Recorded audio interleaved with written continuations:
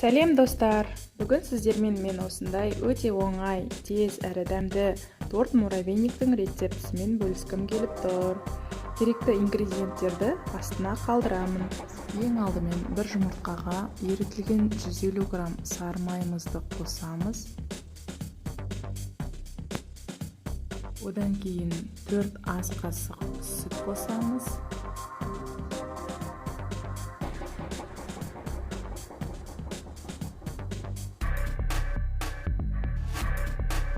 Және 100 грамм қант қосамыз. Осыларды жақсылап араластырып аламыз. Жақсылап араластырып болғаннан кейін жарты шай қасық ас содасын қосып, тағы да араластырамыз.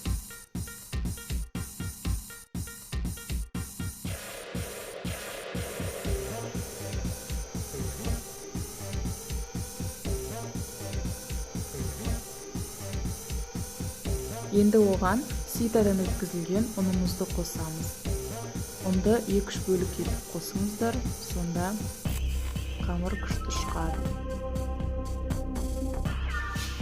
Общий 500 грамм ұн алдым мен, бірақ бар жоғы 460 сондай грамм кетті.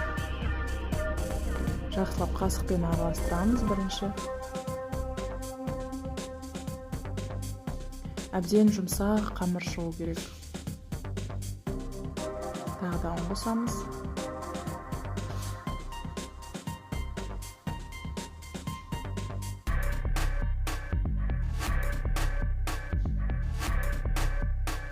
Сондай жұмсақ қамыр шығады. Қолға жабысатын болса, кішкене тағы ұн қоссаңыздар болады. Осы тестомен печенье жасасаңыздар да болады. Күшті, жұмсақ печенье шығады.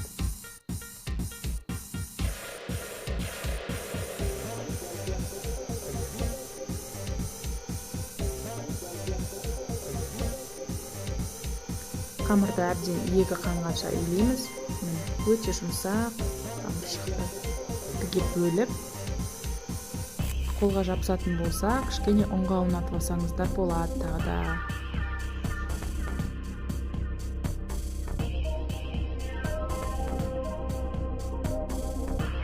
Осылай дайын болған қамырды салафан пакетке салып, морозилкаға 1-1,5 сағатқа қоямыз.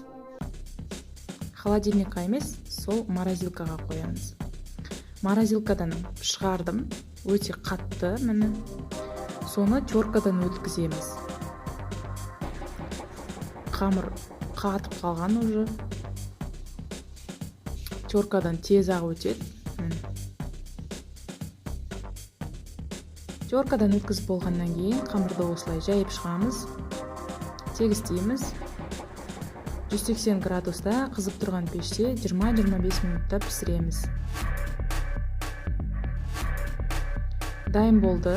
20-25 минут өтті.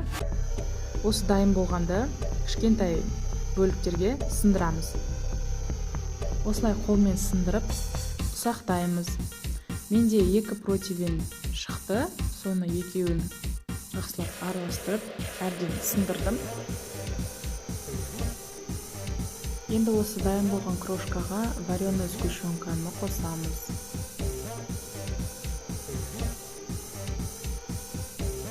Жақсылап араластырамыз, бір-біріне әбден жабысқанша. Қолмен араластырсаңыздар да болады, немесе осылай қасықпен араластырсаңыздар да болады. Біркелкі консистенция шыққанша араластырамыз әбден.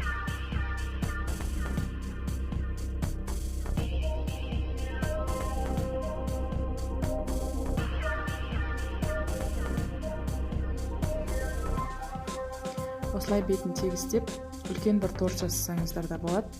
Немесе мен жасаған сияқты екіге бөліп, кішкентай 2 торт жасасаңыздар болады. Қасықпен тегістейміз әбден. Тортымызды осылай кокосовый стружкамен әсемдеуге болады. Жасап көріңіздер достар. Лайк басып, комментарий қалдыруды ұмытпаңыздар. Каналға жазылып, басқа да рецепттерімді көріп, бағасын беріңіздер. Сау болыңыздар, ас болсын.